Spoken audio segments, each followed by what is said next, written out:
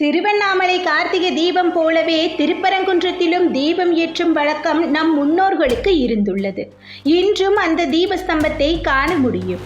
ஆனால் பல ஆயிரம் ஆண்டுகளாக தீபம் ஏற்றி வந்த வழக்கம் மட்டும் இல்லாமல் போக யார் காரணம்? கோவிலுக்கு மிக அருகில் இருக்கும் மோட்ச தீபத்தில்தான் கார்த்திகை தீபம் ஏற்றப்படுகிறது. மோட்ச தீபம் என்றால் யாராவது இறந்து போனால் அவர்களுக்காக ஏற்றப்படுவது.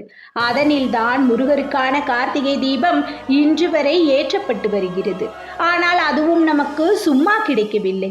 1920களில் திருப்பரங்குன்றத்தை சுற்றி வாழ்ந்த தமிழர்கள் லண்டன் சென்று இதற்காக போராடி உரிமையை பெற்றுள்ளார்கள். லண்டன் நீதிமன்றம் இதற்கான தீர்ப்பையும் வழங்கியுள்ளது. அதில் காசி விஸ்வநாதரின் மகனான சுப்பிரமணியத்திற்கு சொந்தமானது இம்மலை. ஆதலால் 15 மீட்டர் அளவிற்கு தீபம் ஏற்ற முழு உரிமை உள்ளது என்றும் இந்து புராணங்கள்